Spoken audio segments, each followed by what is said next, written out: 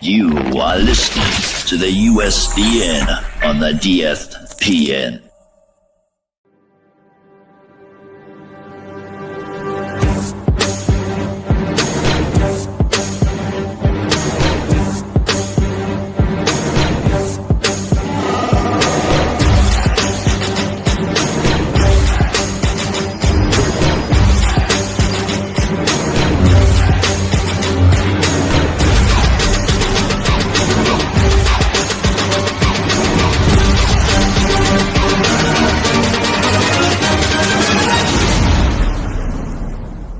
It's a trap!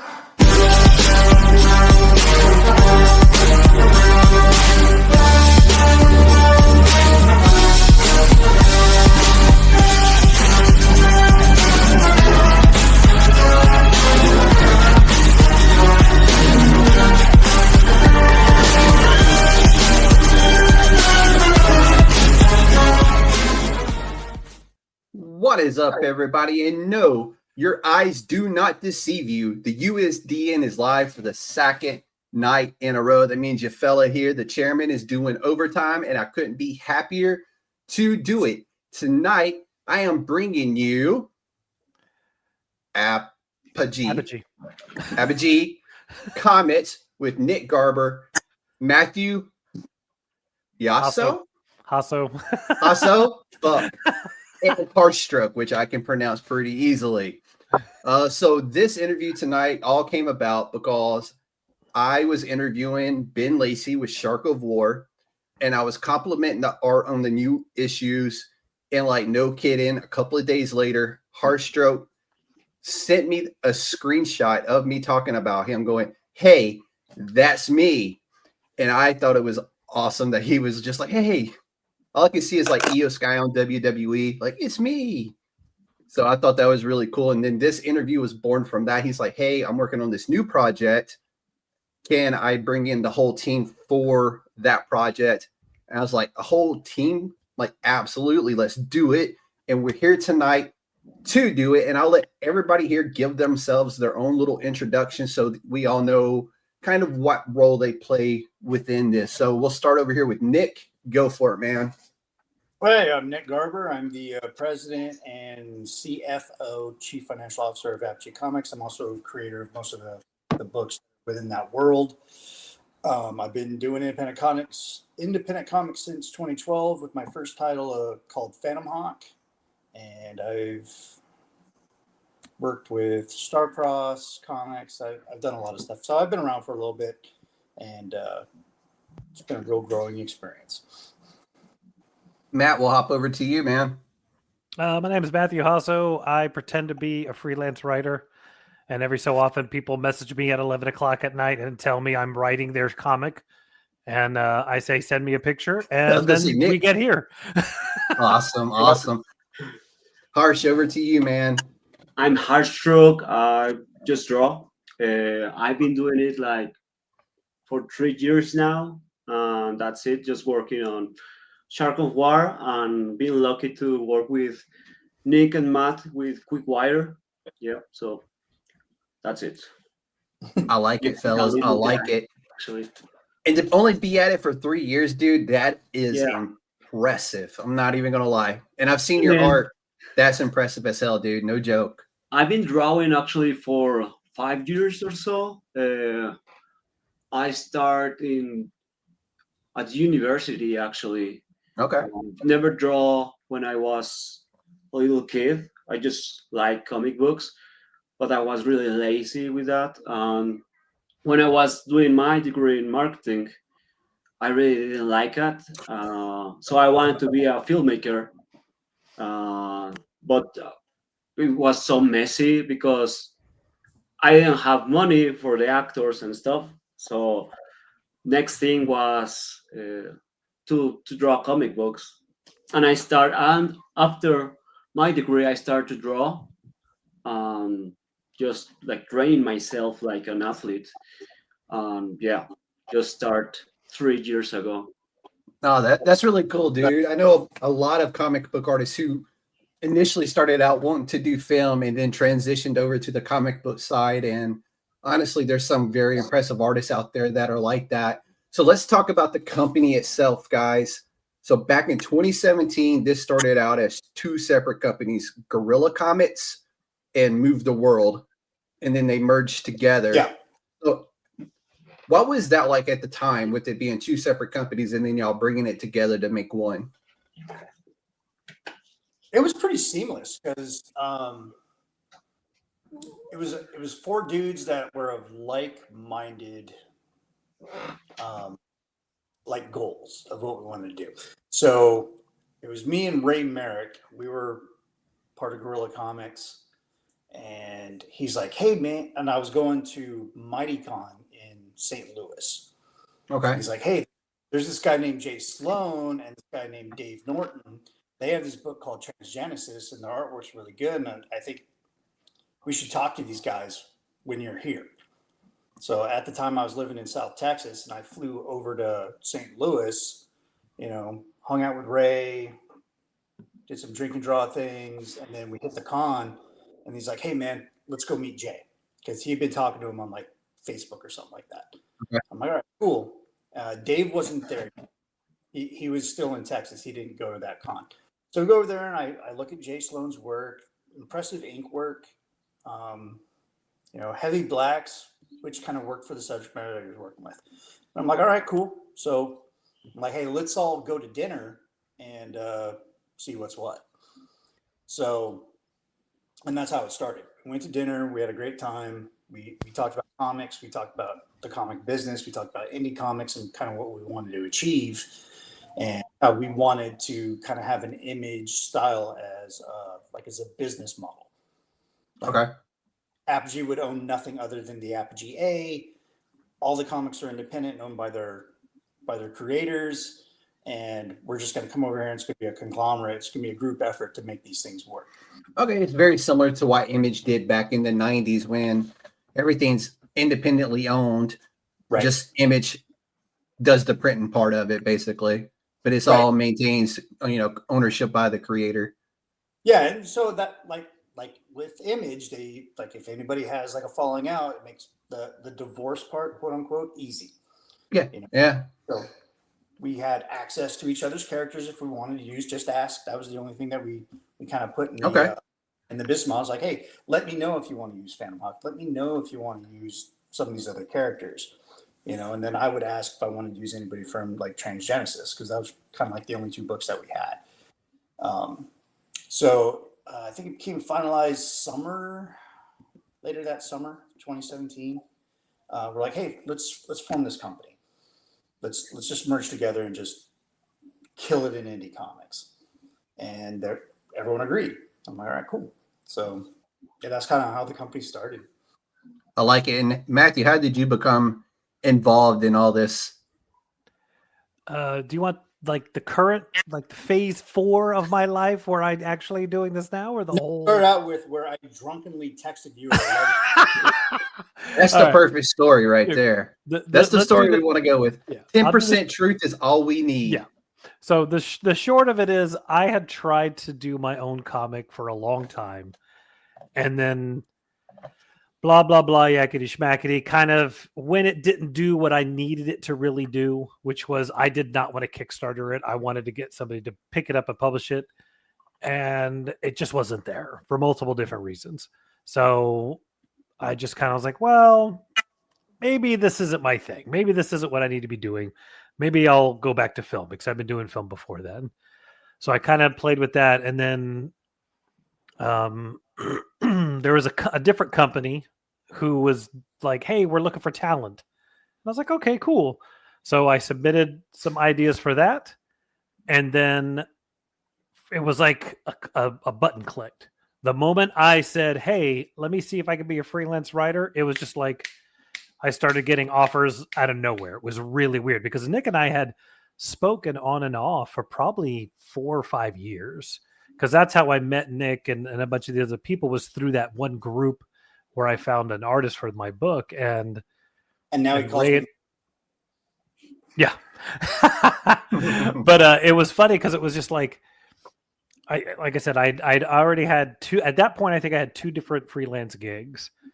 And he and I had talked, and I think I'd like left a conversation one time of like, hey, if you ever need a writer, feel free to reach out. Or if you ever want to collab, something like that. Nothing like I need a job, but it was like, hey, whatever. And yeah, it was literally like I'm laying down in bed to do something, and all of a sudden I get a message from Twitter, and it's like, hey, you're writing this.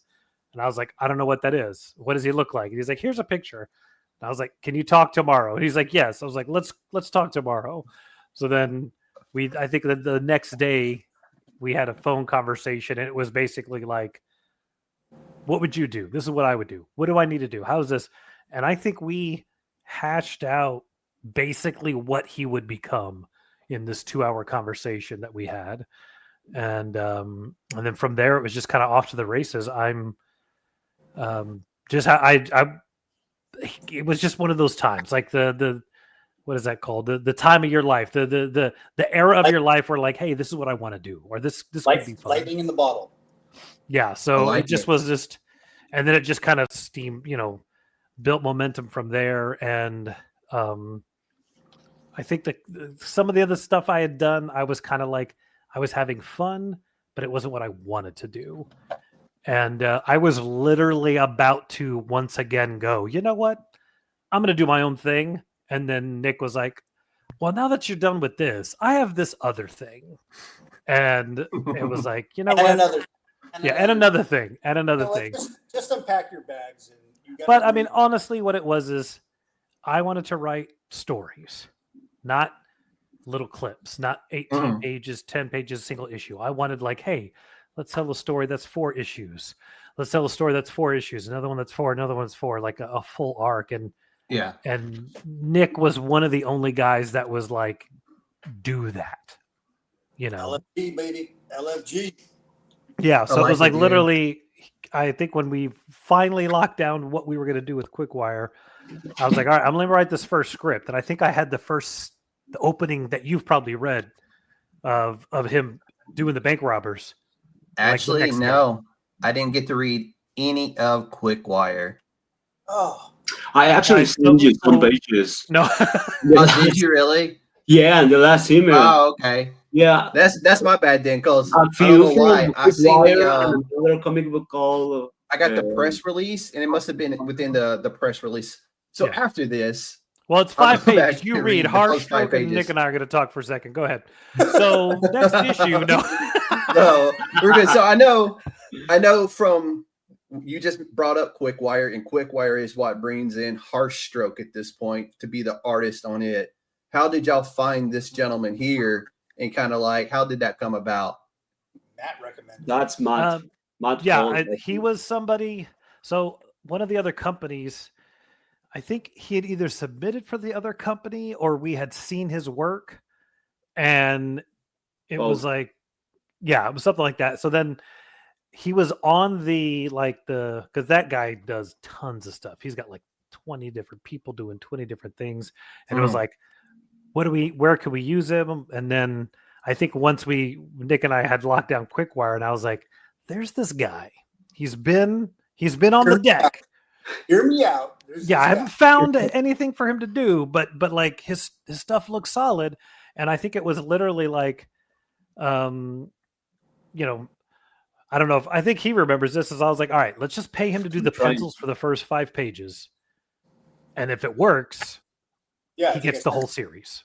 Because that was pinup that I did. I'm like, yeah, because that was the big thing for me, is like, I didn't want to hire an artist for an issue. I wanted to hire an artist to be with me for the whole run.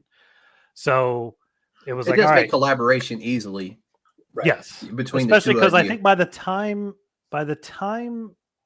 we officially brought him on, I want to say like 3 of the issues were already written. So we knew where everything was going. So yeah, we said, hey, just pencil these 5. Let us see what it is. And he came back, and we kind of worked a little bit, and it just was awesome. And I was like, all right, this is the guy. We don't need to test anybody else out. Let's like go it. with I him. didn't actually think I was going to get the job. Actually, I was like, "Oh, I'm just terrible." Here are the 5 pages. Take it. No, I will vouch for the dude personally. I got to read Shark of War 8 and 9. Well, 9 he's still kind of working on, but the stuff that he's done for Ben Lacey over at Shark of War, impressive as hell. I really liked it. I enjoyed seeing the evolution of the artwork over there anyway. And then to where it got to Harsh, it was like it become a totally different book in my eyes with the way he was able to show emotions on a shark of all things. It is really cool. Like, I'm like, dude, you made a shark have emotions, and just in how facial features that denoted emotions. I'm like, it takes a special type of artist to do that kind of stuff, and he nailed that, dude. So y'all got a good one on your hands. I can say that for sure. Oh yeah, it's been a lot of fun work with him.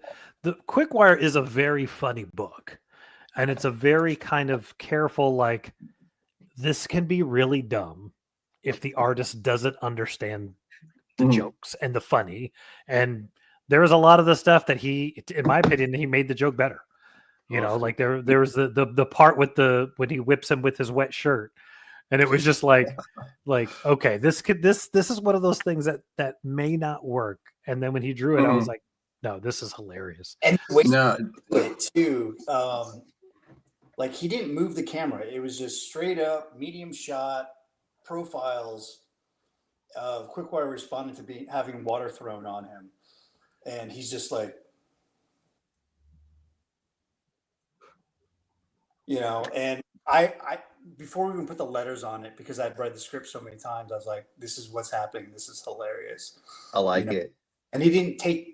It's not that he didn't take chances. He took chances a lot in the books and how he positioned the camera. But for some reason, a static shot, medium frame, side profile is not really interesting. And he was able to make it interesting and nailed the joke. I like it. So I'm definitely going back after and going back to the email. I don't know how in the hell I missed that, but I'm mad at myself because I missed it. And go ahead. It's 5 pages. We'll talk about issue 2 of Quickwire while you're doing that. Let me see if I can find it. I'm disappointed in myself. Do you want me to message it to you? I think I have you on Facebook somewhere. No, I got it right here. And again, I have no idea because I see he sent me the cover. I see the press release. The press release is a PDF. If you scroll through the PDF, the pages are there. Emails, actually. Okay. Send let me find that's Phantom Hawk. Here we go. Oh shit, you're right. It's not my fault, Matt. Yeah, I didn't think it was. It wasn't. You're still around. You're not getting out that easy, bro. Oh. I didn't click. We should pay by $20, yeah. But it's not your fault. So. But to go back to the art, like the hardest part about finding an artist, honestly, is that, especially at this level, so many of these guys are doing a ton of work that may never be seen, or if it's seen, it's like a year later. So it's like, some guys that are, your bigger guys, like somebody like Dan Panoshin or Brett Booth, like you could go grab their comic, look about at an issue and go, this is the guy I want. But like Harshstroke or even some of the other artists I've worked with, it's like they have their portfolio and you just got to cross your fingers that portfolio is what they actually can do, or is that portfolio took them 6 months to do 5 pages, and then when they get on the bench, it's like, oh no, that took you forever. Now that and not that we're like on a clock, a monthly comic, but it's like, hey, you got to do this work. We're trying to get some of this stuff to a point where we can get it together. That's where It's funny that you brought up Dan Panesian because I'm a huge fan of his. He just did the Lost Boy or the Last Boy, the spin on the Neverland book. Yeah. Brilliant work there. Solid artwork. I love when he draws Conan the Barbarian. Anyway, dude, but I digress. no, right there. Yeah, I know exactly what you're talking about. X-Men run. So yeah, also good. Yeah. But who else is awesome? Harshstroke. So without a doubt, Quickwire's his claim to fame. I'm telling you, it's going to make it happen for him. I hope so. It's always a challenge, especially because, like, I have yet to work with somebody who lives in the same city as me. So to try to work through Facebook, and the thing I don't know if anybody else does this. I try to encourage writers to do this. Is create a group in Facebook, and then just make the artist post the page. And then this way, when you're commenting or talking, they stick with the page. Because I've had people try and do like, let's do it in a chat or text.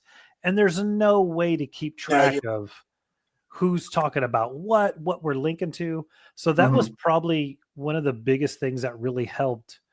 I mean, I was doing that back when I was doing my own book with that artist. Is like, it just like, I think it's just an easy flow, and you can be specific about, hey, this is the page I'm talking about. This panel here, can we do this or do that?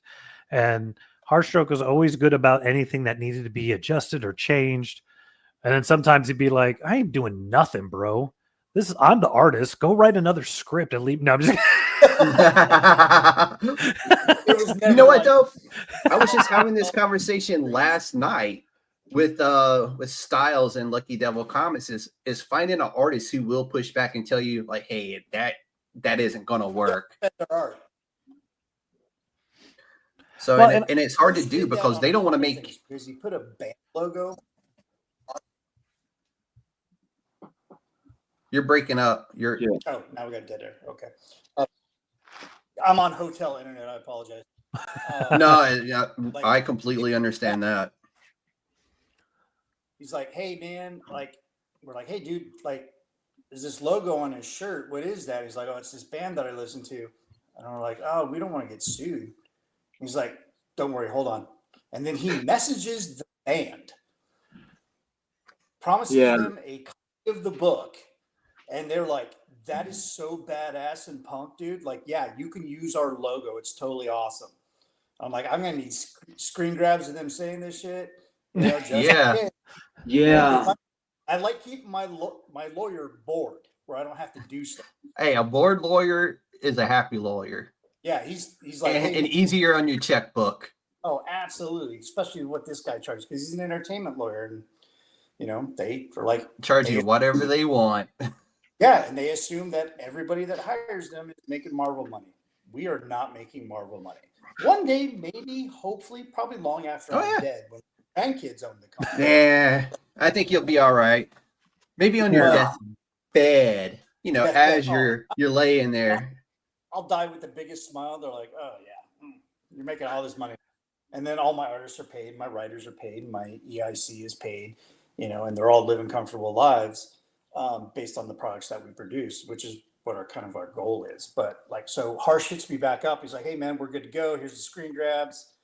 So what do you want me to do? I'm like, everything that I asked you to take off pertaining to that band, put it back. So what band was it? Harsh? What band was it? Was after a Teenage Riot, because actually every change that Matt or Nick asked for is like, fine, I will redo it or change it. But when Nick asked me to delete some stuff, I was like really upset. I was like, man, like I really like the personality of the main character, Tyler. I feel so identified with him, like so easygoing, and he doesn't care about anything. I think actually Matthew, is like the brother. I imagine Matthew like him. Yeah. So I was like, Jesus, what does that make me the old man? You are actually you're Dr. Advani. I'm the father. Okay. I wasn't gonna say nothing. I was gonna go grandfather, but you were nice to yourself. He's actually in a panel there. I asked him for a cameo. Yeah. Well, like me, except cooler. Yeah. And when they asked me to draw Quickwire, I was really into all this digital hardcore stuff and listening a lot to Atari Teenage Riot and all other stuff, Apex Twin and stuff. And I was like, this character, if he's quick, this is the sound of Quickwire. So I took the opportunity to bring the logo of Atari Teenage Riot. Then Nick asked me to delete it, but I follow Nick Endo, the singer, on Instagram, and I sent her a message like, "Hey, I used your logo, the Atari Teenage Riot logo, and I put it in a T-shirt of the main character. Can I do it?" And she was like, yeah, fine, like, go do it. It's fine for It's me. amazing how far you'll get when you just ask. Right. Yeah. Yeah, and I told Nick, like, we have green light, so let's do it. Yeah. Well, and I think sometimes people are afraid to ask. Like, Yeah. technically, it's free advertising. Why would they say no? It doesn't cost them a single thing for Harshstroke to draw their logo on this guy's chest. It's, you know, there are a couple of these, like, I don't want to say indie bands, but bands or places you go and ask them, like, hey, can we do this? Like back when I was doing film, you like go to some, not a franchise, but some like family owned restaurant, like, hey, can we film here if we don't bother anybody? They're like, sure. You know, and so I think sometimes, like, the worst they're going to say is no, and you have to do the thing you didn't want to do. Yeah. Yeah. Yeah. I mean, no is easy to handle. The hardest part is always just getting the gumption to go, hey, can I do this? And they're going to look at you for a second and be like, you know what? Yeah, sure. Go ahead. There's a booth over there in the corner. How about it? Yeah. You're like, oh shit, that was easier than it should have been. And that's the cool thing about social media. That you can do that kind of stuff. The fact that I've had conversations with Jim Valentino and Mike Grell about using their characters and them saying no, at least I could talk to them. Right. Hey, you'll be surprised at when I was doing just like straight up pure comic book shows about my weekly reads and stuff like that. And I would tag certain artists and writers and stuff like that. And the amount of like love they give back, like it's a message like, hey, I really appreciate you reading the book and taking time to read the book and shouting me out and giving me some love on social media. And I'm like, thank you. And I'm like screenshotting it and sharing it with my friends, and they probably have no idea who I'm talking about. But I'm like, they said hi to me, and they're like, we don't know who that is. I'm like, well, they said hi, and they're pretty important to me in the comic book world. Okay. Yeah, I do a podcast, and there was one time we were reviewing all the year ones, you know, the Robin year one, Batgirl year one, Nightwing year one. And I think it was after the first one we did the Robin year one, and we couldn't decide if it was Scott Beatty or Scott Beatty. And my co-host got a message from Scott saying it's pronounced Beatty. That's awesome. He was like, dude. cool. And then like I was like, he's like, what do I do? And I'm like, ask him if he'll come be on the show after we do all the comics. Yeah. What's the worst he's gonna say? And he's No. like, okay. And he came after we did all of the reviews. He actually came and talked. And That's dope. he was the nicest guy. It's like Teeny Howard. I got to meet her. Like she was an advertised for the Comic-Con I was going to be at. And when I walked by and she was sitting there, and I was like, I kind of got starstruck because she worked on Rick and Morty. She's got other stuff. She's got a really great series out right now. But I was just like, holy shit, you're Teeny Howard. She's like, yeah, last time I checked, I was. Yep. I'm like, says on my driver's license. and that's Luana Vecchio over there. And she's like, hey, I'm like, I'm starstruck all of a sudden. I'm like, I'm getting everybody's autographs. And I got my books out of my bag, and I'm like, I didn't bring a Rick and Morty because I didn't know you were going to be here. I'd have had you sign my first appearance of Pickle Rick, even though I know she didn't work on it. But still, I would have got her to sign it. She's like, it's okay. I brought some. And I was like, yes. So I got all the Rick and Mortys that she worked on signed. Went right next door to Luana Vecchio, got her to sign Lovesick. And then right across from her was Tula Latoy. I think that's how you pronounce her name. Got her to sign a bunch of books that I've had, some of her covers from Distillery and that kind of stuff. And the whole time I'm like awestruck because that's three powerhouse women in the comic book industry that I was just like, this is awesome. The best day ever. I'm like, this is so cool. And then I forgot to ask Tula how to pronounce her last name, and I felt bad because I always say it wrong, I'm sure. Right. It happens. Trust me. Yeah. No, dude. It's like Panesian, or is how do you say Dan's last name? Like Panosian. Is it I only Panosian? know that because he is friends with these two guys who I've listened to their podcast. So Okay. the only reason I know, because I was was like, I don't even know how to say this guy's name. And then he was I like, always "Yeah, say Panesian because that sounds okay to me, but Panosian, all right, now I know. Well, it's one of those too mispronounce it where later. he says, "Oh, I've done all these books," and I'm like, "I've never heard of you." And then like when I looked at the episode name, I was like, "Oh, it's that guy." Oh, okay, that's how you say it. So X-Force, did some Spawn, did some Youngblood. Yeah. It's like if I ever had a chance to meet Mark Spears, I'd probably cry and shit myself and everything else all at the same time because I've been such a huge fan of his for so long now that like he could just slap his name on a coloring book and I'm like, I'm buying it because it's Mark Spears' coloring book. I got tattoos that were designed by Jay Lee. That's really dope. what about you, Harshstroke? Who are you dying to meet or talk to? I don't know. I already met my hero, Greg Capullo.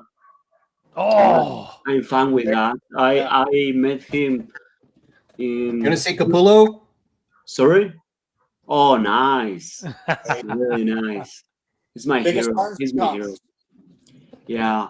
That was a gift from my comic book shop. My local comic book shop gifted me that. It's the nice vinyl print too. It's not like a poster. That's the actual store window vinyl that they use. Oh, So cool. So Yeah, I met him in 2013, a while ago, and now I want to meet Mark Silvestri. I think this guy that is drawing Absolute Batman, Nick Dragora. I don't know Yes. how to pronounce his Yeah, name. yes, you're I know right. who you're talking about. His art is Really, amazing. really cool. I think that's it.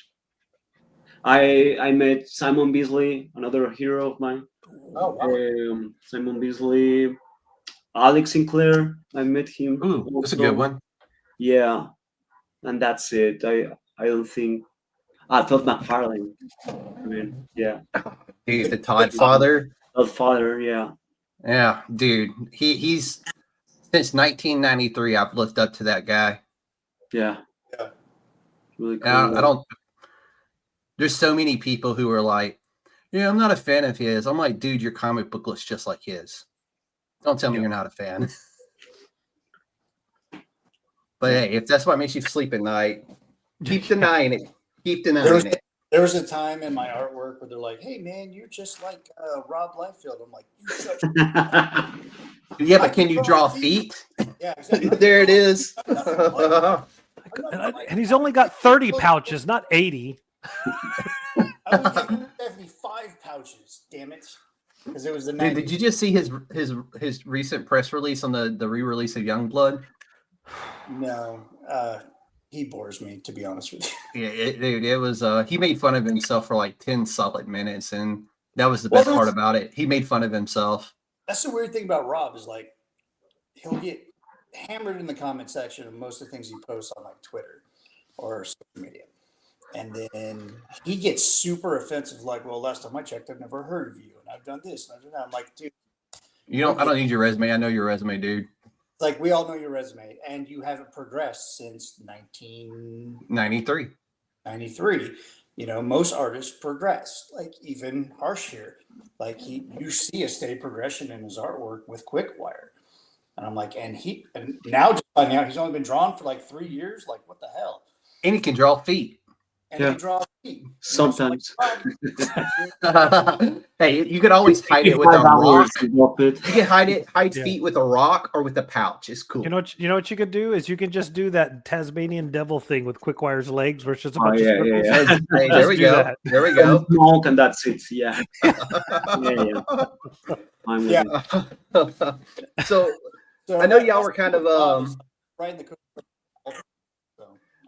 So I know y'all were kind of like spread out all over the country here, but how are y'all maintaining the creative energy and the quality? Well, I know Matt and Harsh, y'all are in the same area, but Nick, I know you're kind of away from everybody, and I'm sure this isn't the only part of the team. You got more. So how do y'all keep that all kind of like meshed together and group just chats. keeping the creative juice flowing? I would say social media is probably the biggest linchpin for how we're able to constantly communicate with one another. We have a group chat for Quickwire between Harsh, Matthew, and myself. And then we have the page to where, Harsh drops his artwork in. And who also did the letters on this book. Oh, nice. So he wanted to kind of branch out and was like, hey, this is another skill I have. I'm like, all right, cool. Let's see what you got. I'm like, okay, that works. Let's do it. I always say letter and makes or breaks a book. It does. Yeah. It does.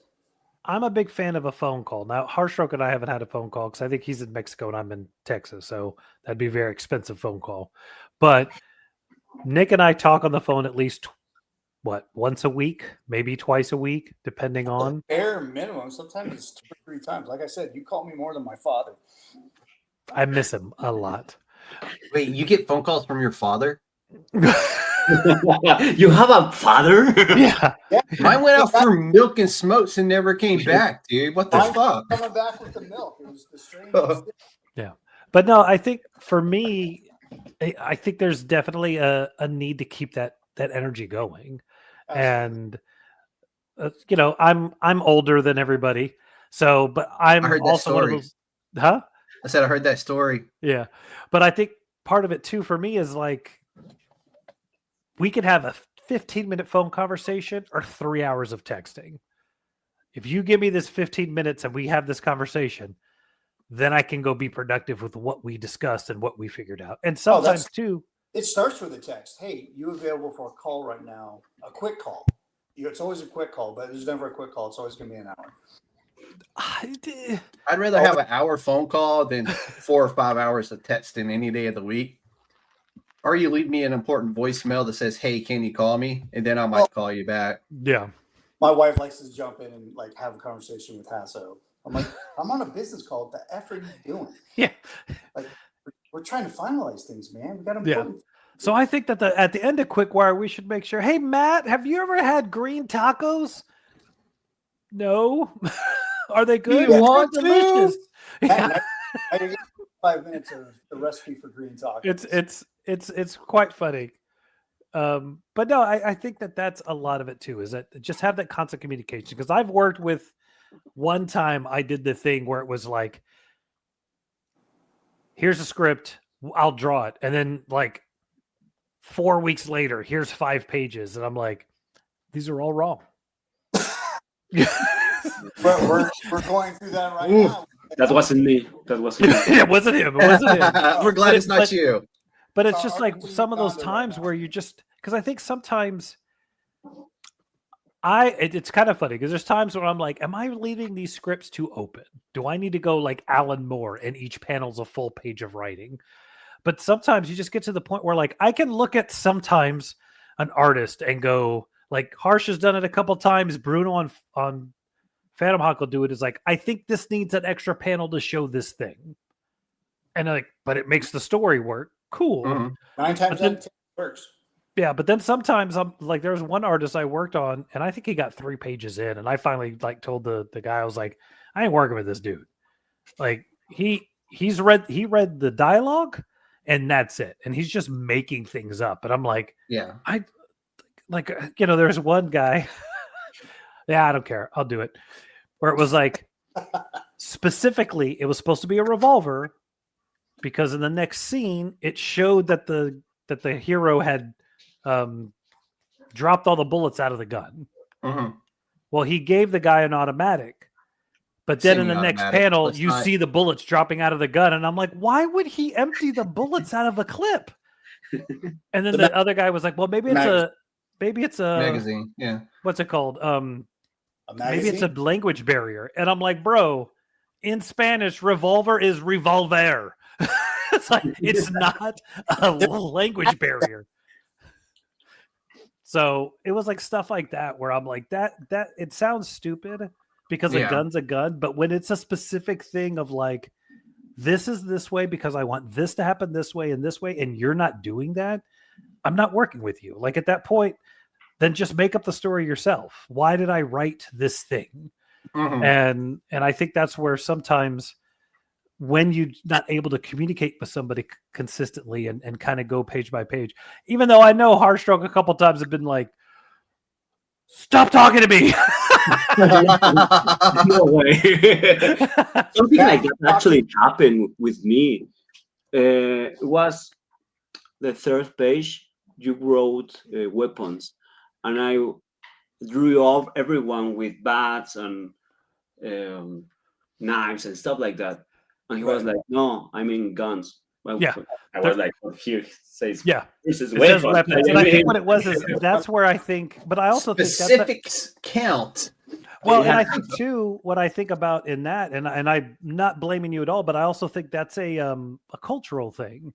Like in America, if you say weapons, especially Yeah. Texas, that means guns. That's a gun. Yeah. That's true. That's true. But use in knives here. every other nation, nobody has guns on the regular. You got I can go to my friend's meat house and he has 30. Yeah. Only 3 in Texas? That's a rookie, man. I got 4, and I'm in Florida on detail for my job. Yeah. I got 4 guns. But I think that's also like, sometimes I have to think about like, no, this is like were you the one that didn't know what an ATM machine was? No, that was somebody No, else. wasn't Where it me. was like an ATM machine on the side of a building.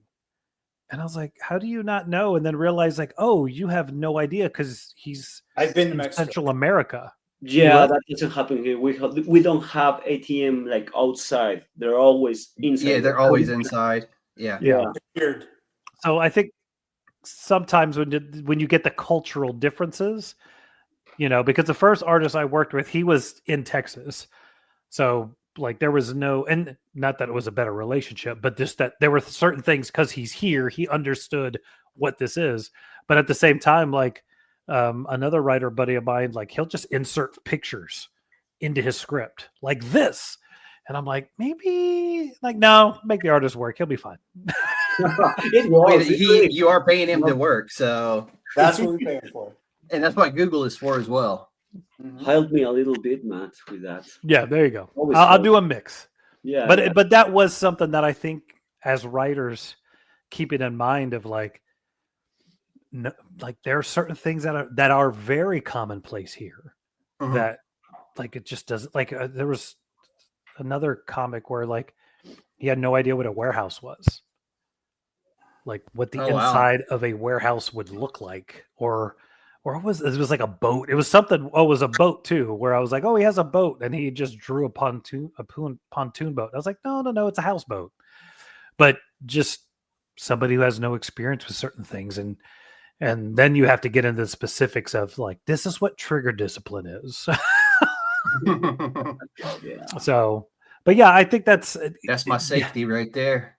yeah, to have the ability to talk to the artist and look at it page by page. Mhm. It really does help make sure, like, because I know once the ink is down, I know I don't think Harshstroke works digitally. I can't remember. Yeah, But- I work digitally actually. Everything. Okay, Yeah. so I know the big when if someone's working on paper, once they ink it, to get them to change anything, like It's locked You're- in. Yeah, Yeah. they ain't doing it. I did it one time, and I paid the artist extra because it was so not what I wanted. And I was like, bro, I'm sorry. I know you said never to do this. Here's an extra. I don't remember how much I've tossed him. I need you to fix this. And it was just because we had to workshop the design of the plane. So he had just drawn a plane, and I was like, no. I need to start to work traditionally with paper. I'll start to do it with I know paper. people who do both. So I mean, I do both. I do analog Yeah. and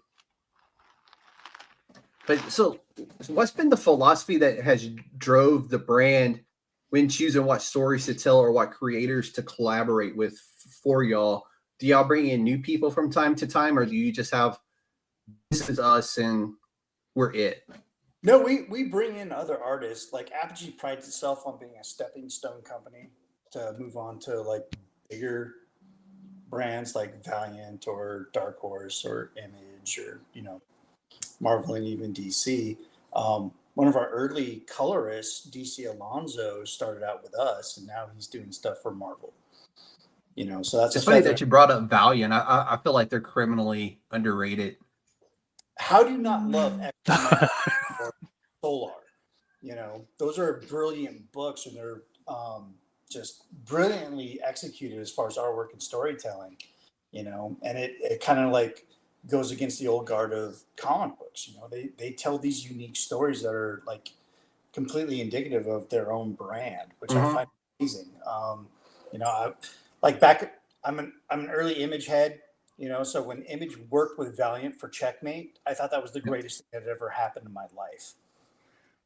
Some people look back like, hey, the space shuttle launching and landing on the moon, that was the pinnacle of my life. I'm like, no, Image and Valiant doing Checkmate was the pinnacle of my life because it was the coolest shit ever. If it had come out the right way, I think it would have been great. The thing is, it did come out the right way, and it still got overlooked. But I think people are going back there, and that's why those issues are so. And I guard them with my life. They're coffins in my office. Yeah, as well they should be. So those two companies coming together and doing that. Valiant is like one of my peak things in social media is when I started doing some fan art of Valiant. I think I did a Bloodshot and I did a Exo Manowar. Exo Manowar is probably my favorite of that line, but like I started seeing Valiant Comics likes this. Valiant Comics likes this. I'm like, holy shit, screen grab, submit to everywhere in social media, like, hey, Valiant Comics like my shit. It's the coolest thing ever. Dude, I do the same thing. Anytime a comic book artist or a writer says, hey, thanks for, the support, I'm all like, screenshot, just in case. It's stuff like that. This is what I love about social media is that's giving you access to people that you normally wouldn't have access to. Like it really has. And I think the con culture, I think, is starting to go back to, they're separating it more. Now, Comic Cons are becoming Comic Cons again about the comic books. I know San Diego Comic Con this year was literally about the comics. They still had their normal stuff, but from everybody I've talked to that was at San Diego, it was definitely more about the comic book this year. Yeah, it was more pushing about the comic books and the creative aspect of comic books. So it was more focused on like what's Jim Lee putting out, what's Todd putting out, what's Rob putting out, what's Dan putting out. Where before it's all like everybody's in line to go into Hall H and see what blockbuster is going to happen next year. Yeah, which I've never cared about. I mean, the one thing that like I want to see the next con I end up at, the only thing I really want to concern myself with is Tiny Onion going to be there. Okay. Yeah. The Tinian. That's another guy that's on my list. Definitely is Tinian. But social media has given me access to Chuck Dixon to build a friendship with him, with Graham Nolan. Mm-hmm. The guys that created Bane, and then get him on my own podcast. That's really dope. Yeah. Specifically said, we're not going to talk about fucking Bane. And I'm like, all right, that's fair. But when we're not filming, can I ask you about Bane? I'm like, yeah, absolutely. But we just don't want to do it on there because we've talked about Bane for like 30 years. Yeah. Like, that's good. That's fair. No, that's really cool. And that's the one positive I can say that's come out of social media is us getting to connect with the guys that we look up to and admire from a creative standpoint when it comes to that kind of stuff. I know I don't have any type of artistic skills, but I've always been able to admire what the other people have done. So, but let's keep pressing. So let's talk a little bit about your current lineup before. I know we got Quickwire coming. Tell everybody about what you currently have on the docket and what they can pick up if they go over to your website. Okay. First of all, you can pick up some things from our legacy line, is what we're calling it. Now we're kind of like rebranding. We've pushed the artwork, we pushed storytelling, colors. We've gotten a little bit more professional polish on it. Not saying that the previous books didn't have that, but we've kind of like bumped it up a notch. So you can get the Crimson Guardians, starring the Cardinal. The first Phantom Hawk book we did with Apogee. Solarum Prime, Bengali issue 1 through 3. What else? What am I forgetting, Matt? There's another book. Oh, War Drums. You can order War Drums. Yeah, the original War Drums. The original War Drums, which we're expanding into its own. It's going to be kind of like the Marvel Presents or crisis line with DC. Okay. So it's going to be how we pull the universe together for like giant events. So you don't have to read individual issues to understand what's going on with the major event. It's going to be Okay. We thought that was a better idea to just kind of streamline the universe and how we're going to move forward. But you can always, I wouldn't call them one shots or independent of each other, because in the later issues, these things will be brought up. Like this event happened, and there'll be a caption like this happened in War Drums issue 4 or whatever. Yeah. Okay. It's kind of like when Marvel Now happened, where they kind of soft rebooted the entire Marvel Comics universe. Yeah. And then they kind of cotton picked everything that they wanted to keep and things they didn't want to keep. And that's kind of, in a way, in my opinion, what we've kind of done is like the Phantom Hawk reboot has really kind of begun this kind of, not a restart, but like, hey, this is what we're doing now. This is the standard. And that was happening at the same time as, not the same time, but they were being produced nearly the same time. And it was like, we'd get art from him and then we get art from Harshstroke, and just like, okay, cool. We need a new artist for this other title because these guys have just kicked this up. Where are we going to find for this? And not that we fired anybody, like things happened in the business before I got involved. So it was like, okay, let's make sure we've taken that next step. The young group that has come up underneath us or behind us, I guess say, is much, I gotta say much more talented, but they're raw. We can forge Mold these guys and help them do and what they need to do. And it really was just kind of a nice kind of like, hey, now we're doing some cool stuff. And what's really cool is that like we have artists like Harsh here that really believe in the character. You know, they have an investment with what they're drawing. And I think that's important because it brings out like a certain next level element to it when they do their artwork. And you can see that in Harsh's work on Quickwire, that he did have a relationship with this character. Mm-hmm. So he elevated it and kind of pushed himself, you know, because if you see any of his previous work, it is good, it's solid, but you can tell that with Quickwire, there is an emotional involvement there. Like he plays. You can always tell when the artist is passionate about what they're doing. It shows in the art. So is all the characters within Apogee all in the same universe, or is it separate universes, or is everything tied together? It's a shared universe. Quickwire is going to work with Solarian Prime at some point. He's going to work with Phantom Hawk at some point. He's going to work with Bengali at some point. You know, he's going to work with Corvin Sparrow at some point. You know, so there's a shared universe there where we get to tie the universe together. And we do these things in 4-issue blocks, mainly because we can't produce a monthly. So we got to keep it as like almost like a graphic novel-esque. Yeah. Type, you know, it's like 4 floppies we'll put into a trade paperback, you know, because people that like trade paperbacks. But, you know, we leave it open like that. So we can fill in the voids in between these stories of, hey, Quickwire worked with Slayer and Prime, and they were doing some really crazy stuff together. They were doing this like Booster Gold and Blue Beetle level, like buddy cop thing, Ooh. you know? Ooh, classic. I Phantom like Hawk, it. with, like Spider-Man working with Batman, you know? It's just like, so you really can kind of see the influence of what we grew up reading and how those stories kind of like convey out to the rest of the world and what we're producing with Apogee. We're all big fans of like 90s level, you know, 90 level Image, you know, and that Michael Bay level of just craziness. Like storytelling, there's no politics being rammed down your throat. We're not doing any of that. We're just telling good stories. I love it. The important thing is that comic books are escapism, just like any other type of form of media. You know, I read a comic book because I want to escape my reality. And if I bring in too much real world stuff and it's not allegory, it's not subtext, then I'm going to lose my audience because now I'm bringing reality in. And they're like, man, I read this so I can escape reality. And here I am being just having it shoved down my throat in a comic book that I just paid $3.99 for. Yeah, Yeah. or $5 or whatever. Yeah. Shit, $7.99 if it's some of the newer DC titles.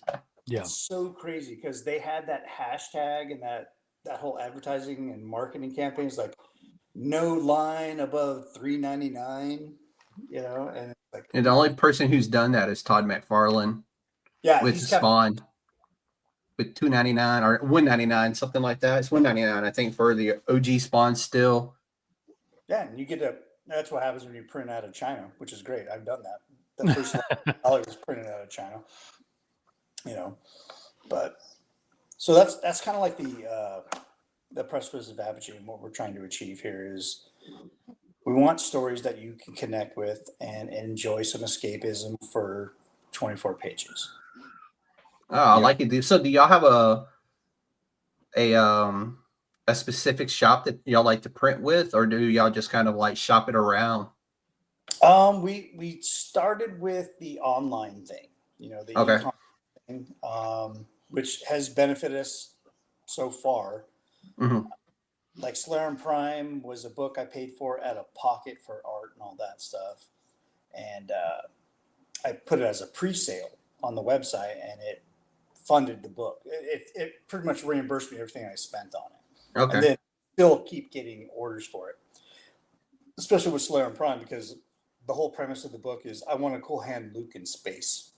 Oh, dude, yes. That's what's up. So I tried to put in a egg eating. Harsh, you'll have to go and Google Cool Hand Luke later. He's just a baby. But I don't know about that. it's a great movie. You're not missing much. It really is.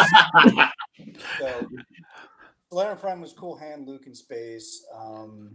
Phantom Hawk was my love letter to the guys I served in Iraq with, mixed in with some Batman and Punisher and some other elements. Like if you read the book, you're gonna be like, okay, this is what this dude was into. Mm-hmm. And then Slayer Prime, like, who's not a fan of the Nova Corps, a Green Lantern Corps, but like, what if he doesn't have a core? What if it's just him? What if he's the sole survivor of his planet? Quickwire was like, I always wanted a speedster, but I wanted the speedster to be independent of the tropes. And that's where Matthew came in, and with his brilliant storytelling, like, we just ripped on every speedster trope in that book. That whole series, that whole 4-issue arc is us just ripping on the speedster arc, the speedster tropes. Like, and it's so funny too when I read it because I'm also an artist in the company. So when I read a script, it plays like a movie in my head. And so with the dialogue and the screen description or the panel description, there's a scene in there. He's like, just don't put me on an airfield with like some like motorcycle gear, so I don't hurt myself. And then that's exactly what they do. And he calls them out on it. It's like, see, I told you. Tyler tells me, like, I told you we'd be on an abandoned airfield while I'm wearing like motorcycle shit. Yeah. There's that the moment where his brother's like, hey, I needed to take you to my work so we could do the test. And then they walk in and he's carrying a motorcycle helmet. He's like, why do you have your helmet? He's like, oh, I know I'm going to end up running and I'm not going to eat bugs when I do that.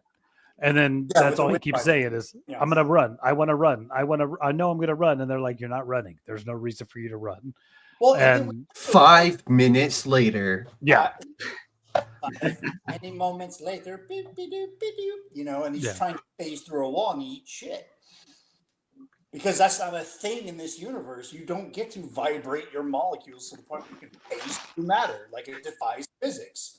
Hey, come on. Barry's only figuring it out too.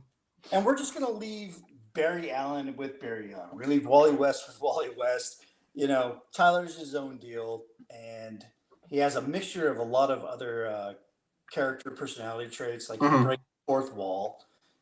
Dude, that breaking the fourth wall is something that's the one thing I'll give Deadpool he's very good at. And I will also say that She-Hulk, when she has done it, she's done it well, and that's where very appropriately. She-Hulk, and when it's done appropriately, dude, there's nothing that could be better than a fourth wall break done perfectly. When they know they're a character. Not to like Matthew nailed it perfectly. Like, the fourth wall breaks are completely. I wouldn't say they're entirely unique, but they're definitely uniquely done. So Tyler's kind of like, he's definitely a Gen. What would you say he is? Millennial? No. He's No, I think it's Gen Z, right? I think it's Gen Z, yeah, because his vernacular is based off my second daughter, the way that He she uses talks. words like bussin' and no cap and dead ass. Yeah, slay. Yeah, that's my daughter's thing. But yeah, I got 2 daughters in college. Oh my god, Yeah, same. I got one in college. That's it. I stopped at one. I got smart.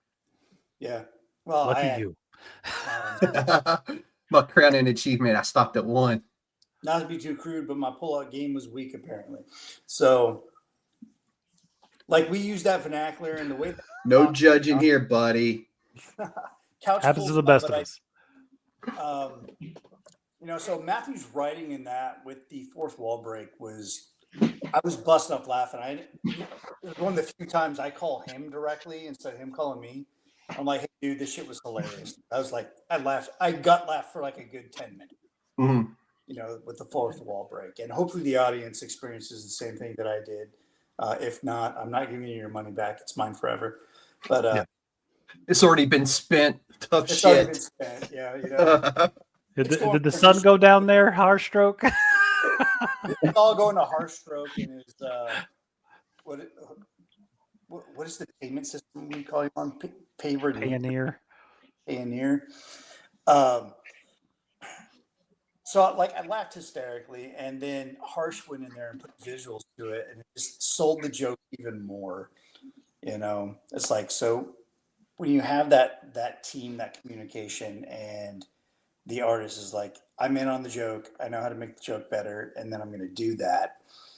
I'm not saying we're breaking the fourth wall every issue, but like at least in the first issue, it's like, hey, this is my start. You're probably wondering how I got here. Yeah. His captions break the fourth wall. The last page, he definitely does it. He does in the second issue, he does an entire 2-page speech breaking the fourth wall. That's awesome.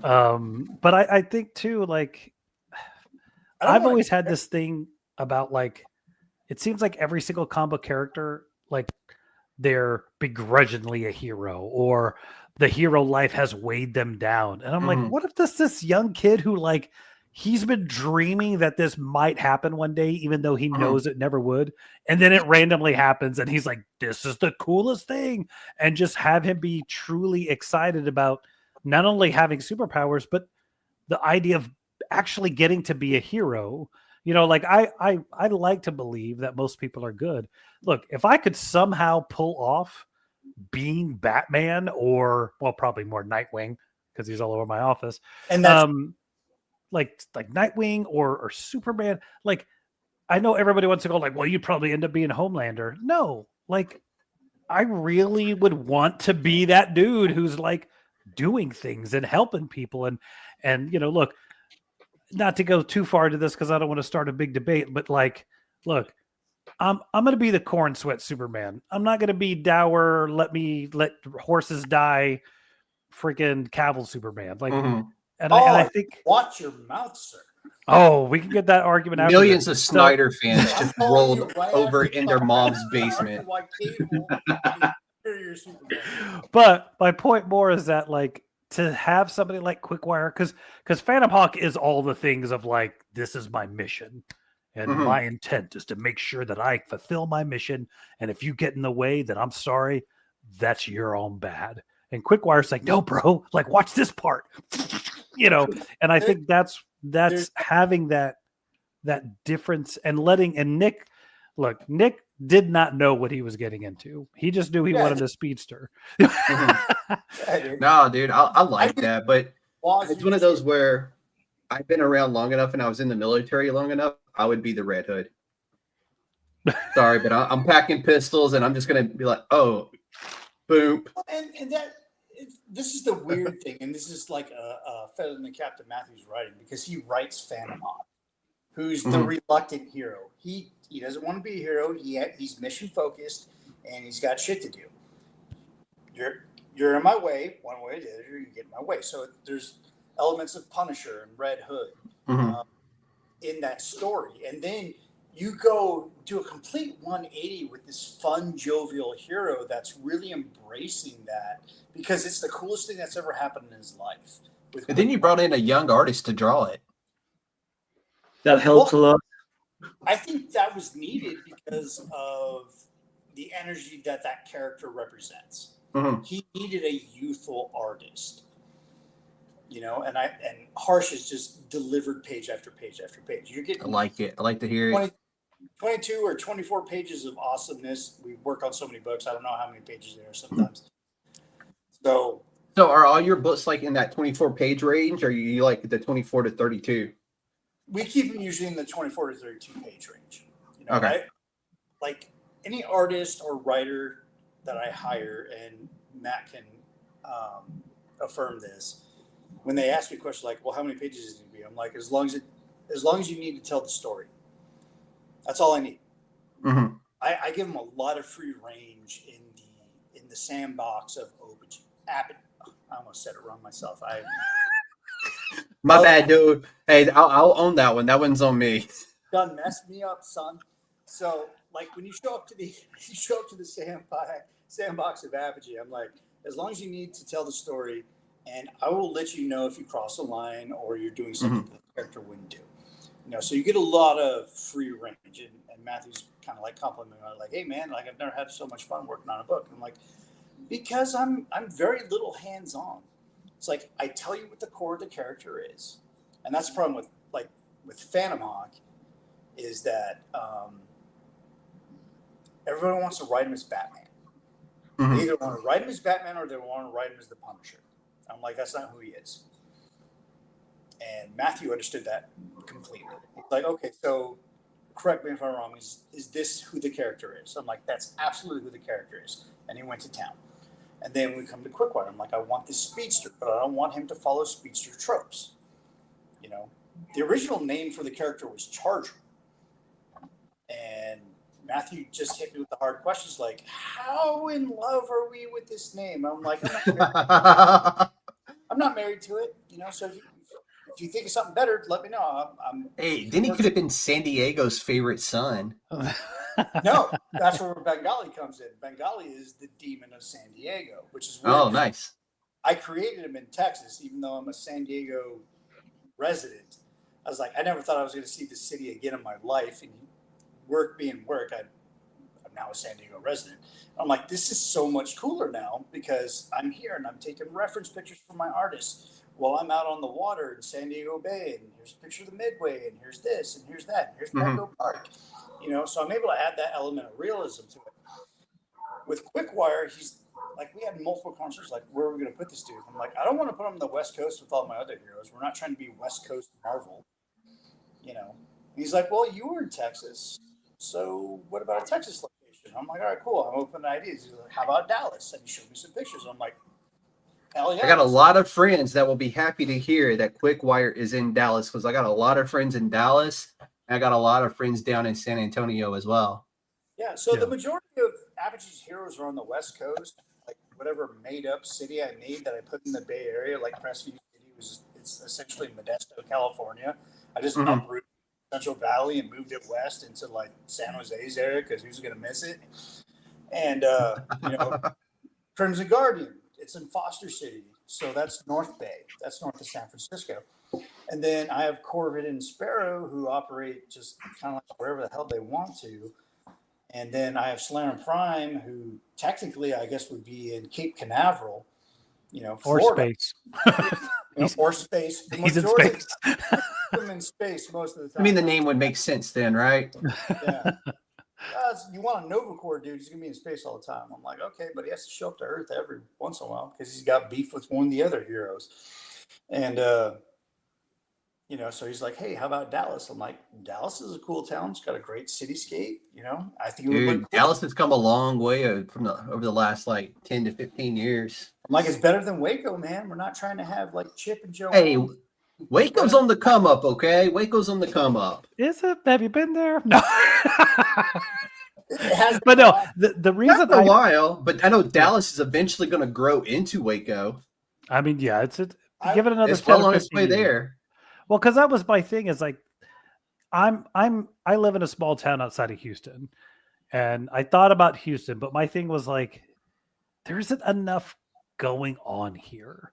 And the advantage of going to Dallas, and Harshstroke, you may not know any of this. I'm sorry if the geography of Texas or America, but like, so you have Dallas and Fort Worth that are within under like 80 miles of each other. So I think they're grown into each other at this point. They're pretty much growing into each other. So they're called the Metroplex because it's two cities basically growing to melding as one. And I just thought, like, putting him there, you have so many more environments and opportunities for him to do something. And given that he's a speedster, he could be anywhere else quickly anyway. Mm-hmm. So I just thought it would be a nice place to drop him because, yeah, so many people do, if they do Texas, they do like Houston or El Paso, or they don't even bother with Texas. You know what's funny? You're in Houston. I just had Chris Ford on, who does the comic book Dark Pink, also from the Houston area. Oh, nice. But his comic book takes place in New Orleans. And coincidence enough, the guy I had on last night is Canadian, but his comic book also takes place in New Orleans. Nice. I got married in New Orleans, so sure. I'm putting together a great streak for October. And everybody that I'm talking to and interviewing, everything that they're doing is all kind of like interlaid with each other in some form or fashion. And I'm just putting all that together, which is really cool. No, it's I think Texas, I mean, I've based stuff in the past here, and I think that's I don't think a lot of people quite understand, one, how vast the state really is. No, they really don't. That's like a day and a half drive to get across. Yeah. But even on top of that, given the vastness, like if I drive 3 hours in any direction, the environment changes. If I go to San Antonio, it's much more green. It's not as humid. It's kind of more of a, the feel of getting closer to Mexico and that influence. I go to Austin, I'm suddenly in hill country. That's 2.5 hours away, and there's nothing flat. Houston's almost completely flat. If I go up to Dallas, now you're talking about that standard city vibe. And then you go beyond all that. My daughter, she's in Abilene. One of my daughters in San Antonio. The other one's in Abilene. You go up to Abilene, and it flattens out again. And it's like you can see Tuesday that way and Thursday that way, and you're just trying to get there as fast as possible.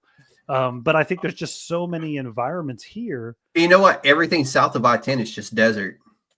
I mean, yeah. And then Mexico. And then there's a point where there's a point where you're going down I-10. Over here is Texas. Over here is Mexico. Yeah. Pretty much. Which I always thought that was really cool. Like, I'm like, what's that over there? And then you see a big sign that says, "Do not cross. You're entering Mexico." And I'm like, oh, that's cool. And then, or you have blue skies and brown skies. Also very true. Sorry, Harshstroke. Those border towns, they have no. That's real. Hey, that's real. I will hold Nogales and Tijuana very close to my heart. Yeah. I've spent many of times in Nogales and Tijuana. All right. Yeah. But no, I think it has been a lot of fun working on Quickwire to kind of let loose because there are so many. I feel like, and that sounded weird, but I'm a child at heart. So to have fun. We all are, dude. Otherwise, we would not be sitting here now. So there's another comic company where like I had those characters that I had fun with. And then there were these characters that were more dark and I think you have to have that gauntlet. And because the best part is like at some point, Quickwire and Phantom Hawk are going to have to talk. And that's going to be mind breaking to try and figure out what that meeting is going to be like. Well, that's where I come in with the humor of Phantom Hawk because he's such a stoic character. He's such a mission driven character. And then you have Tyler, who is just having the time of his life being a hero. Yeah, dude, that's awesome to think about though. The dynamic you're going to get to write with those two characters eventually. Man, you were on glass number 3. Well, technically 4 because that's a pretty big glass that you've done filled twice. Ooh, do I tell you about the glasses I had before the show? Oh no, I didn't know you pregame. Don't ask him. He's like, well, I bought a new bottle. I had to try it out. Yeah. At the end of the show, he's just like, oh shit. Yeah. DoorDash, bring me some more. We got some really cool characters going here that are going to have really interesting interactions as we start doing these team ups. Mhm. So we haven't really decided, like nailed in the first Apogee event, because we have like 3 specific plot points that we're trying to work out. One of them deals with immigration on an intergalactic scale. Ooh, nice. All because that I like a good spin like that on it, because when you first brought up immigration, I was like, dude. But then you're like galactic immigration. I'm like, fuck yeah, now we're talking. Well, I mean, and here's where people are either going to love me or hate me. I'm a border patrol agent. That's what I do for my daytime job. Okay. So I have a lot of experience with immigration, and things that I've experienced out on the line on the border have kind of like played into some of my stories. I'm like, what if you had multiple planets that could no longer inhabit their own planet, had to come over here? You know, how would that eat up resources? You know, how would that eat up our heroes' function? You know, like how would that work? You know, it was a strange little question in my mind, and I just I couldn't answer it. I needed to bring people on board. I brought Matthew on board.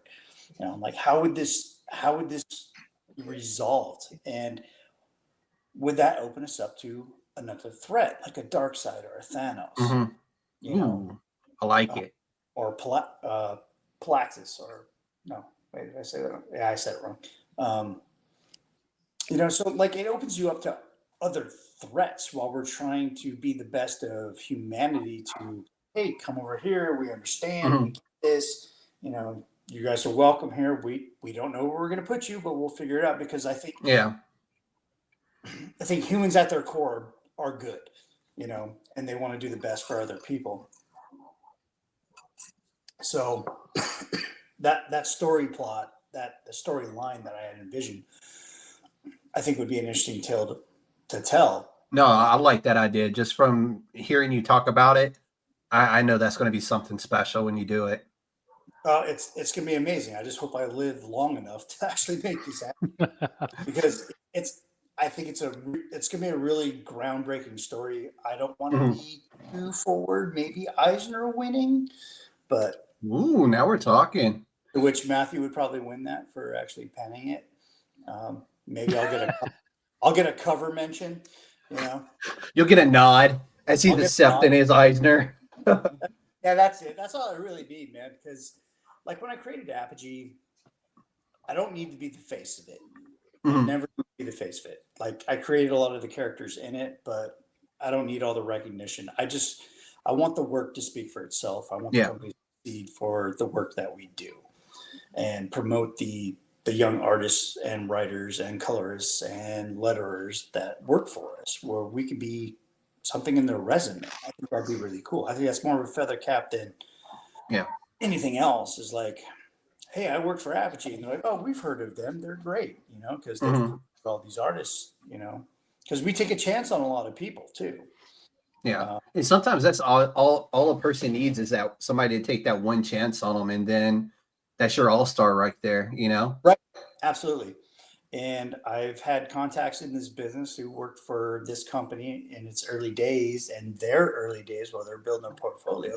So anytime I contact them, I'm like, hey, man, I need this, I need that. They're like, oh, absolutely, dude. I'll put this aside, even though I'm doing this big project for DC or Marvel. I'm like, no, you don't have to do that. Yeah. Like, no. Like you gave me my start, man. It's totally cool. I'm like, okay, what are you charging me? I'm like, not what I charge these guys. I'm like, even better. I like it, dude. So I know y'all got a lot of big projects coming up, and I know I had prepared myself, because in my head, I work with a lot of guys running Kickstarters and stuff like that. Y'all are not doing the Kickstarter route for now. Are you still going to kind of have like the same like benefits of a Kickstarter with like stretch goals, different covers and stuff like that? Or how are y'all rocking that, since you're not going the Kickstarter route for your next projects? Okay, so you're talking like the tier system that's yeah known for Kickstarter, Indiegogo, things like that. Fund My Comic.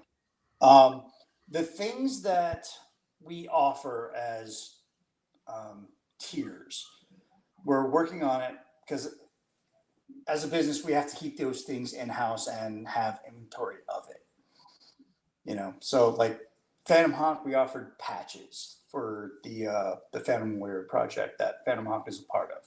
Quickwire, I'm hired out 3D printing sculptors to like make his logo. Oh, that'd be really dope. Yeah. And then also statues. And then I have pretty much a print farm going on in the house right now because I want everything that I ever wanted since I was 8. And I have files for those and I print them out and off the mess because I have a Wolverine mask, I have Deadpool, I got Wolverine claws. I got all the dumb shit I wanted when I was a kid just eating up my office space right now. But I figured Guilty. a 3D printer is pretty much a license to print money. So if I can do, and that's what I've commissioned. I've commissioned a couple of people to do Quickwire running at speed that I can fill with different filaments to print it and then ship those out. Same with Bengali and Phantom Hawk. Those are kind of our top 3 right now. So that's kind of where we're going with that. So are y'all still, do y'all have like t-shirts and stuff like that people can get on y'all's website? We have a Teespring account that has multiple products as far as like hoodies, sweatshirts, t-shirts, men and women. We had leggings for a while, but they discontinued the leggings, so I bought them all. Find a way to like. I knew it. That's why you're only filming from here up. You don't want nobody to see your leggings. Yeah. That ass. They bring your ass up perfectly. That's a lot of A's. That's all I'm saying. It's a lot of A's. I get it. It's a whole deal. So we're trying to find a way to like streamline all those products that we offer in tiers onto the website. So, because the goal should be to get away from crowdfunding. Yeah. Okay. As an and I know before we went online, we were talking about that. I know Brian Polito over at Coffin Comics just did that. He started his own, basically internal Kickstarter, basically. So I like that idea a lot. Well, I understand that's not for everybody, but you have the model and the plan in place to make it happen. But I see in indie comics they pride themselves on how much they brought in on crowdfunding. And I want to get away from that. It's like I don't view that as a viable metric of how successful your comic is, or how much your stories are revealed, or how much your characters are liked. I think it's more indicative to be like, hey, I offered it on my website and it funded the book. Yeah. I think that's more of a more reliable and realistic metric for how successful your stories are. You can, and it says a lot about how good you can market your products to people. Because I'm saying, 80% of that's the way you market it and the way you advertise your products. No, you're absolutely right. So if you can offer on your website and people are still going to come to you and give it views and order stuff, I think that's a more viable metric than, hey, because you see it all the time on Kickstarter. It's like, okay, we funded our book and we had a $10,000 goal, but we had 116 backers. So where'd that money come from? Somebody's mom and dad probably chunked it in, friends and family. Well, right. And or they had tits on the cover. Yeah, and the flip side, those tits on the cover always does it. I mean, yeah, it sells, but kind of going off what Nick says is like we want a fan base. If you have a fan base, it should fund itself. We're not afraid to do a Kickstarter. We've done, Nick, we did a crowdfunding a couple months ago. We have tentative plans to do something in January, but we don't want it to be every issue is we're depending on the Kickstarter to make every comic. It should not. It's a good beginning business model, but after your 5th or 6th issue, if you're kickstarting everything, nobody cares about your book. Like, I'm not trying to be mean about it. Nobody cares about your book. They care about you, and they want you to be successful. People that do that their whole success.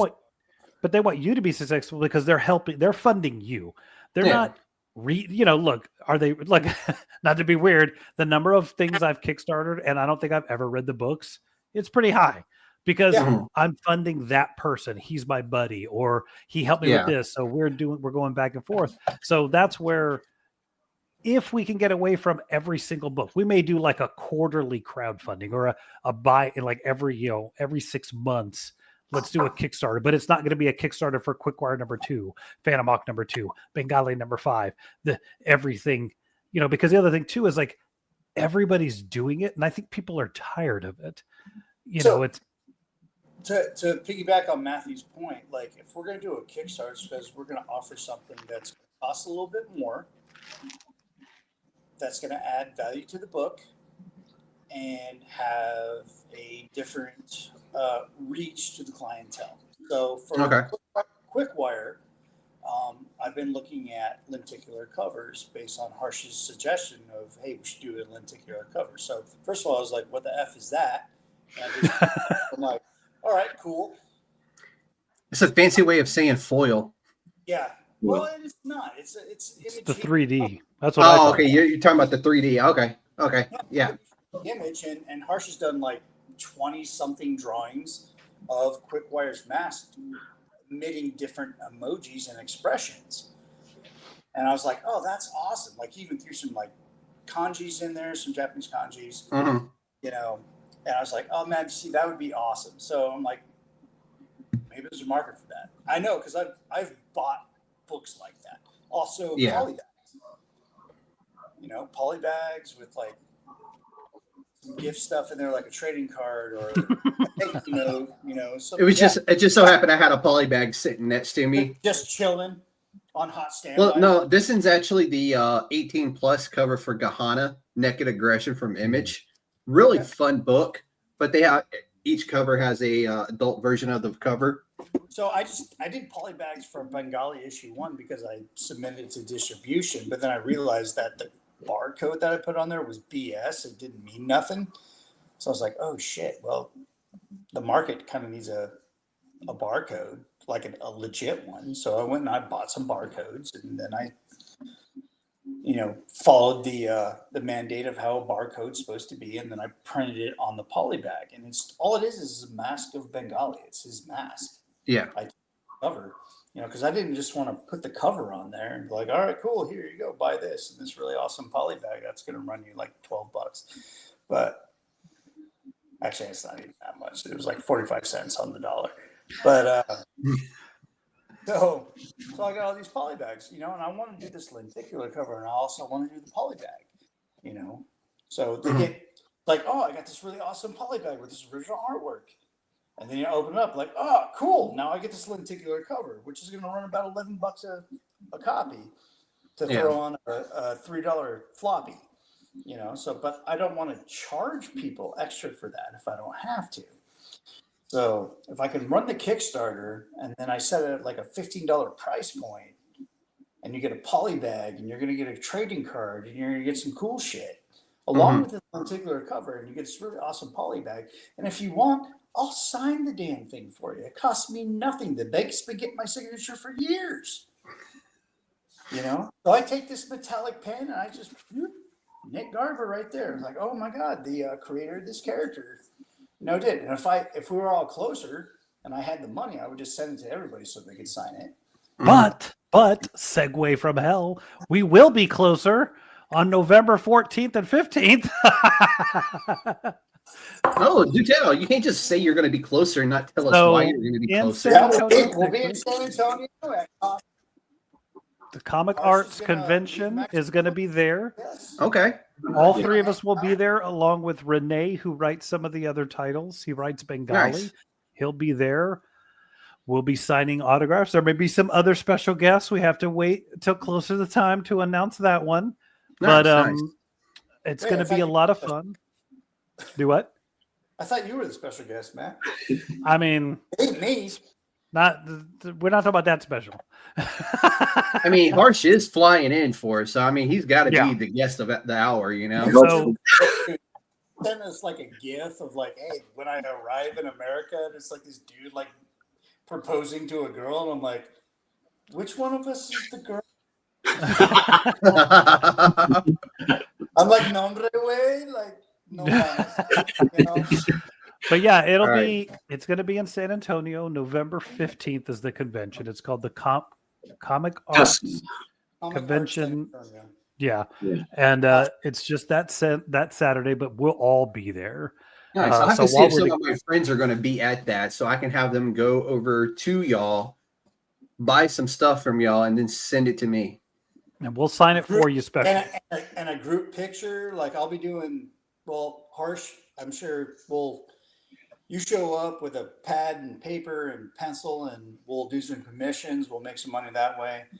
Yeah. How my friends make a for sign that says, Quickwire. Chairman, wish you were here. Yeah. And then y'all all take a picture with it. Chairman, wish you were here. Yeah. Well, And then- everyone's wearing an Apogee T-shirt of some kind. Yeah. You guys make your money, and I'll just sit there like, I could write you a story for $20. The money It's not going to be good for $20, but I'll Yeah. write you a story. It'll be 2 pages. I'll just insert your name in the same script over and over again. I'm about to get a retention bonus at work, and like half of it's going to go to Hasso for all the work he's done.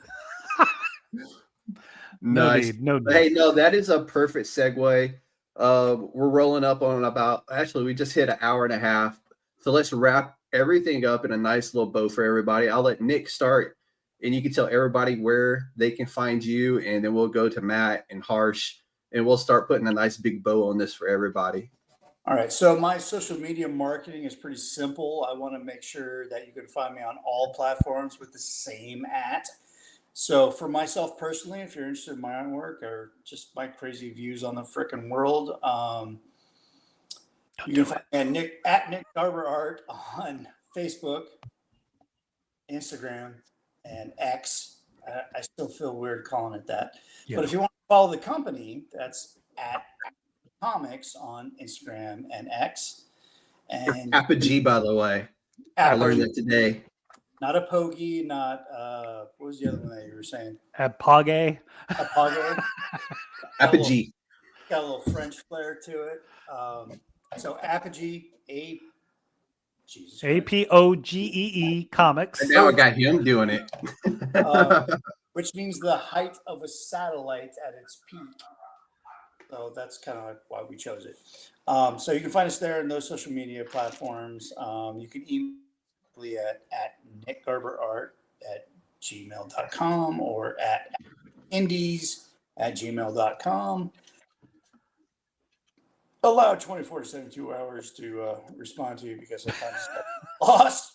I'm just going to be honest with you. You can also go onto our website at apogeecomics.com. There's a subscribe and contact us button there where you can reach out to us. And I'm usually pretty good at responding to those. So that's how you find us. Matt, over to you, man. You can follow me across all social media at the Hasso Band. Wait, no, that's how I end our podcast. Anyway, Whoa! I was getting really I was starting to rhythm. I was like, wait, that's not this thing. That's not this thing. But yes, all across all social media. I'm on Instagram, Threads, Twitter, X, all that stuff at the Hasso Man. Don't bug me on Facebook. It's just a bunch of me cosplaying and playing with my kids, so it's boring. But message me on any of that stuff. And yeah, we'll be there November 15th in San Antonio. I'm really stoked for that. That is when all of both Quickwire and Phantom Hawk issues will be completely printed. This is the first time we're going to be offering it to the public. So come check it out. Get signatures from I don't know. I keep pointing the wrong way because it's a mirror from Harshstroke right there. For me, Nick. The man made it happen. Yeah. And And it'll be a lot Matt of said fun. he would be wearing his special Apogee tights. I already have I have a special hoodie. I'm ready. So we're going to do it. It's going to be Harsh, tell everybody where they can find you. Harsh. Instagram, Facebook, TikTok. I don't think both of them they have TikTok. I have TikTok. I don't either. That's it. Shit, I forgot about TikTok at Nick Garber Art on TikTok and at Apogee Comics. Go there. There we go. Yeah. All right. Harshstroke everywhere. You can find Harshstroke everywhere. Yeah. You really can. I literally did that. I Googled it and then just went Even some and followed on each one. Here's a funny story to wrap it up. I had no idea that was his handle, because in Facebook it's his name that we connected with. So one day I was like scrolling through stuff and saw Quickwire art or something on there, and I was like, who is this guy stealing my boy's work? And then I like go and I'm like, oh, it's him. Oh, okay. Nice. Actually, that's our boy. Yeah, I was like, That's why I'm I about got to go find this guy. That's why I got banned from Facebook, I think. Yeah. I'm gonna get banned from Facebook because they keep doing like, hey, this is awesome artwork from Harshstroke, and they're like, who the fuck is that? And I'm like, he told me not to divulge. Yeah, you'll know soon enough. Quickwire #1 comes out November 15th. So it's on the cover, Harshstroke. That's the name he wanted. That's the name he gets, and so you can look him up through there. Yeah. All right, that is going to be it for tonight. If y'all guys want to hang out after the show goes off air, we can have a quick discussion, and then we'll call it a good. As for me, I will be back on the 27th of October for a Halloween horror comic book spectacular with my good friend, with Francesco Nilo's going to be joining me. He's a comic book artist out of Argentina. If any of y'all want to stop through and give your favorite 5 or 6, whatever, horror comic books, y'all are more than welcome to swing back by. I'll shoot you a link on the day of, like I did tonight, and y'all can just stop through for 5 or 10 minutes, drop your favorite horror comic books, and give us a loot. And we're just going to go for about an hour just talking about Halloween horror comics, man. Hell yeah. And then I'll be back live again the very next day on the 28th, doing another one of these interviews with a Kickstarter that I think is ongoing, if I'm not mistaken. And then after that, I'll be shooting another message out across the indie comic sphere to say, hey, November's almost here. Let's start lining up interviews for November, as I have opened up the United States Department of Nerds to be the indie creators one-stop shop. Come hang out with us. Let's talk about your projects. Let's talk about the good work that y'all are bringing to the world. And with that, I'm going to say it. Apogee, Nick, Matt, Harsh, you are all USDN approved. And welcome to the Council of Nerds. With that, we wish you all a good night. Actually, you do. Awesome. Thank you, sir. Appreciate it. Yes, sir.